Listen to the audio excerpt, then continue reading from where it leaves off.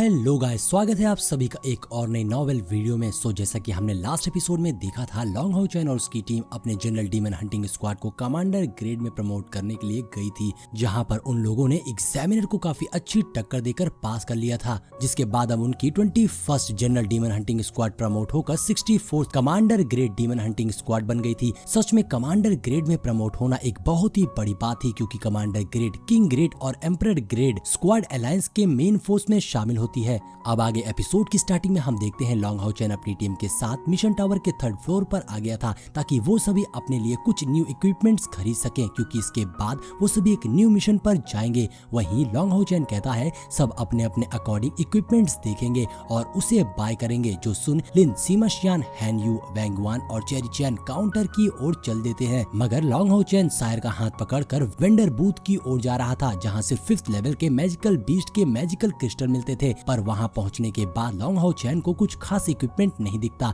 इसलिए वो एक पर्सन से पूछता है क्या आप हमें बता सकते हैं कि लेजेंडरी वेपन कहाँ मिलेंगे। जिस पे वो पर्सन बताता है यहाँ तुम्हें कोई भी लेजेंडरी वेपन नहीं मिलेगा, लेकिन मेरे पास एक इक्विपमेंट है, क्या तुम उसे देखना चाहोगे। लॉन्ग हाउ चैन इसके लिए मान गया था, इसलिए वो पर्सन उसे एक रिस्ट गार्ड दिखाता है, जो देख लॉन्ग हाउ चैन उससे पूछता है आखिर इसका यूज क्या है। जिसपे वो पर्सन बताता है कि इसकी सप्लीमेंट्री एब्जॉर्बेशन एबिलिटी 10 टाइम तक होती है, इसलिए तुम इसका यूज करके हवा में उड़ सकते हो। ये सुन लॉन्ग हाउ चैन सोच में पड़ गया था कि आखिर वो इस इक्विपमेंट का क्या करेगा, लेकिन तभी सायर उस पर्सन से वो इक्विपमेंट्स 10,000 मेरिट पॉइंट्स में खरीद लेती है। जिसके बाद लॉन्ग हाउ चैन सायर से कहता है क्या इसके लिए 10,000 मेरिट पॉइंट्स देना सही थे। जिसपे सायर कहती है मुझे ये इक्विपमेंट बहुत ही यूनिक लगा, क्योंकि इसकी एक स्पेशल एबिलिटी है, इसलिए मुझे यकीन है फ्यूचर में ये हमारे काम जरूर आएगा। और फिर इसके बाद वो सभी एक दूसरे काउंटर पर जाते हैं, जहाँ लॉन्ग हाउ चैन एक स्टाफ से पूछता है क्या यहाँ कोई लेजेंडरी वेपन है। जिसपे वो स्टाफ बताता है उनके पास 2 अनसोल्ड इक्विपमेंट है, क्या तुम उन्हें देखना चाहोगे। जिसपे लॉन्ग हाउ चैन हाँ बोलता है, मगर तभी वो स्टाफ लॉन्ग हाउ चैन को बताता है उस इक्विपमेंट को देखने के लिए तुम्हें 20,000 मेरिट पॉइंट्स पे करना होगा। अब ये सुन लिन काफी भड़क गया था और कहता है बेरहम तुम हमें लूट रहे हो। यहाँ लिन उसे 20,000 मेरिट पॉइंट्स नहीं देने वाला था, मगर लॉन्ग हाउ चैन को वो इक्विपमेंट देखना था, इसलिए वो 20,000 मेरिट पॉइंट पे कर देता है। जिसके बाद वो पर्सन उन्हें इक्विपमेंट दिखाने के लिए एक रूम में ले जाता है, जहां हम ओल्ड मैन को देखते हैं, जो उन्हें 2 बॉक्स दिखाते हुए कह रहा था कि इसके अंदर दोनों इक्विपमेंट्स हैं। तभी लॉन्ग हाउ चैन पहले बॉक्स को ओपन करता है, जिसमें से रिच वाटर वेपर रिलीज हो रही थी और उसमें एक ब्लू क्रिस्टल स्टाफ था, जिसे प्राइडफुल आइस एंड स्नो भी कहा जाता है। साथ ही इस इक्विपमेंट की 2 खासियत थी, पहली आइस कॉन्ट्रेशन की हेल्प से कोई भी मेज उस आइस में कन्वर्ट हो सकता था, और दूसरी खासियत ये थी कि आइस स्प्राइट एक एक्सप्लोडिंग एबिलिटी है और इस इक्विपमेंट का कीमत 2.5 लाख मेरिट पॉइंट्स है। वहीं लॉन्ग हाउ चैन दूसरा बॉक्स ओपन करता है, जिसमें विंग्स ऑफ फायर ड्रैगन था, जो फायर ड्रैगन के बोन के रिसोर्सेज से बना था। साथ ही साथ इक्विपमेंट किसी भी वॉरियर और मेज के फायर एलिमेंट के फायर स्पीड को 100% तक बढ़ा सकता है, मगर इसे यूज करने के लिए उसे वॉरियर की इंटरनल स्पिरिचुअल पावर्स लगभग 8,000 होनी चाहिए। साथ ही इस इक्विपमेंट की कीमत 3 लाख मेरिट पॉइंट्स है,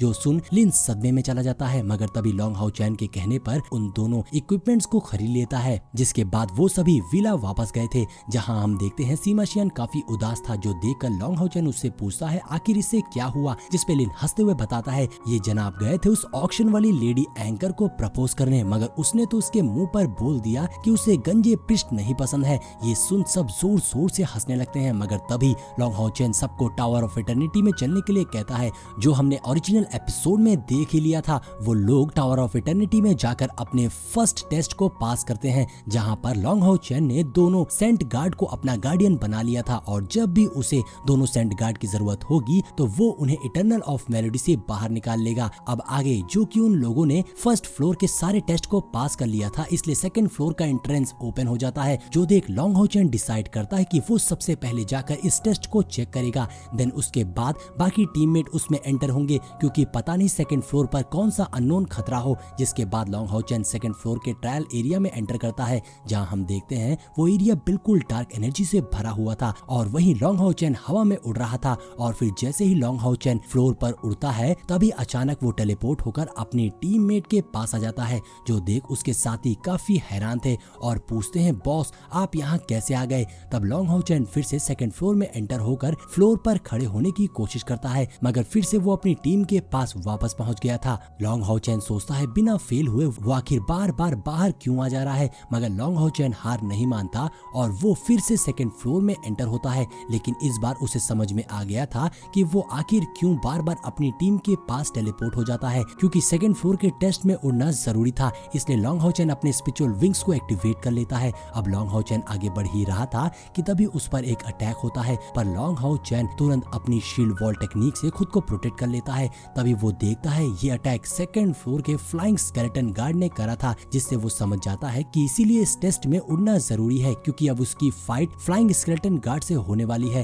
तभी सारे फ्लाइंग स्केलेटन उस पर अटैक करना शुरू कर देते हैं, जिन्हें लॉन्ग हाउ चैन काफी अच्छी टक्कर दे रहा था और कुछ ही समय में वो अपने लाइट पावर को यूज करके सारे स्केलेटन को मार देता है। मगर उनके मरने से लॉन्ग हाउ चैन को कोई भी न्यू टेक्निक नहीं मिलती। यहाँ लॉन्ग हाउ चैन इसलिए उन्हें इतनी जल्दी हरा पाया क्योंकि अब उसकी पावर लगभग 8500 हो चुकी थी, जो उसे लेवल 7 के काफी पास ले आती है। पर ब्रेक थ्रू में अभी भी काफी टाइम था। अब यहाँ लॉन्ग हाउ चैन उस टेस्ट को कंटिन्यू करने के बजाय अपनी टीम के पास जाता है और उन्हें इस टेस्ट का सारा रूल समझाता है कि सेकंड फ्लोर के टेस्ट में उड़ना जरूरी है, लेकिन बिना किसी माउंट और स्पिरिचुअल फर्नेस का यूज करे। वहीं दूसरी ओर हम अहबाव को देखते हैं, जो बदले की आग में जल रहा था और अपने फादर डीमन गॉड एम्पर से कहता है कि जब तक वो लॉन्ग हाउ चैन को मार नहीं देता तब तक वो प्रिंसेस यूयू से शादी नहीं करेगा। तभी डीमन गॉड एम्पर उसे अपना नेक्स्ट प्लान बताता है, जो हमें आगे पता चलेगा। लेकिन उनकी खतरनाक स्माइल देखकर लग रहा था कि वो लोग डीमन हंटिंग स्क्वाड पर फिर से अटैक करने वाले हैं। अब नेक्स्ट सीन में हम लॉन्ग हाउ चैन और उसकी टीम को देखते हैं, जो अपने 16 स्लॉटर मिशन को एक साथ एक्सेप्ट करके डीमन टेरिटरी की ओर निकल गए थे। मतलब कि उन लोगों ने कमांडर ग्रेड के 16 मिशन को एक साथ एक्सेप्ट कर लिया था,